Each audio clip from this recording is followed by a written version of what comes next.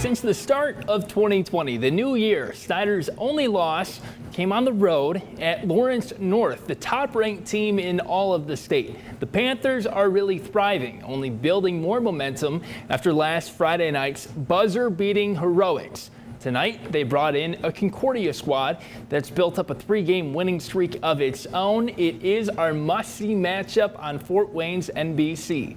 Snider grad and Bengals player Jesse Bates III in the house. In the first quarter, the Panthers junior Jade Moore stroking from three-point land, 3 of his 13. And some young broadcasters on the call at Snider High as Concordia answers. Jaden Parnan, he takes that to the rack, plus the foul. It's a 1-point game at half. Michael Ely going to work here. Nice moves, and he leaves it for Aiden Lambert, who drives and delivers. Snider up by 4. Coach Jeremy Roush says defense leads to offense. It is true. The steal to Ely for the slam. The crowd erupts. Ely scores 22. Snider shows out in the second half to win it 78-63. Keep the energy up and play hard in the second half. The game isn't over, and that's what we did. We just kept playing hard, and we got the job done, and we got the win. Don't take winning for granted. You know, we got to keep on coming in next game. Got to play harder, coming to practice, keep on going. Wayne could really use a win. Falling of late while Northrop's been finding its footing. The Generals are up early, but Devin Baney sent that one back with some emphatic moves, but it is Quincy Mile on the follow-up. He gets his own board and does score as the Generals are marching early. But Northrop and Nick Haynes has the range to make a comeback. That three-pointer followed up by another J. That's Kamani Smith.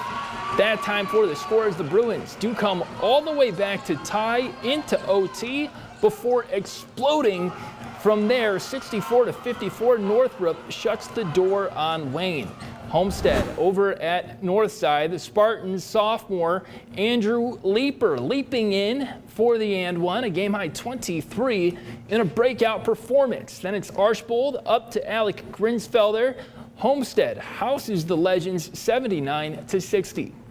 It's the battle of the Bishops. Once again this year, Lures hungry to keep the good times rolling of late. Nick Thompson tough on the drive. The floater falls soon after. It's Thompson now setting up Landon Moore, who's thrown up flames in the first. A couple key threes to start gives the Knights necessary momentum in a hard-fought 59-54 victory.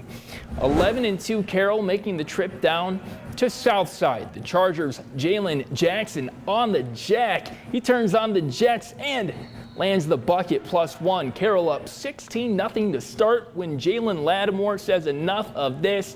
The putback goes, but the Chargers do close the deal 60-46. Girls basketball now. Homestead clinched the SAC tonight, leaving everyone else just trying to improve towards playoff play. The Southside girls have gone through the ringer of late, facing one state title contender after another. Tonight, back on their home court, they brought in another tough competitor in Carroll. The Chargers beat a strong Bishop Lure squad last week, looking to do more damage in the SAC. Sanaya Jackson speeding in for the SWAT. Then on the offensive end, that is Delaney Sheets charging through as she goes for a game high 16. Carroll cruises 56-41. We were talking a lot about Southside, and we knew that it was going to be tough, and we were smaller than the bigger girls, so we had to block them out, and we just prepared really well. Lydia Reinbold and her Knights holding on to a second half lead over BD. They run that clock as Reinbold finishes with the and one. The Saints, meanwhile, are held to just one field goal in the fourth. The Knights' Janiyah Bright, she's back up with another and one. 48-31, the battle of the Bishops, a Knights sweep. It's super huge for us. It's another great confidence booster. We have Southside tomorrow, so tonight, just knowing that we're able to compete with such a good team and such a strong rival, it was such a confidence booster going into the end of the season. Some strange outfits in the middle of winter at Belmont in what was one odd game. Extremely low scoring, but a little offense here when the Vikings needed it. Addie Wiley to an open Reese Kolslesser, who fired for the long line connection. Belmont needs a response. Kenzie McMahon with the mid-range J. But Huntington North had the lead late and protected it at the free throw line.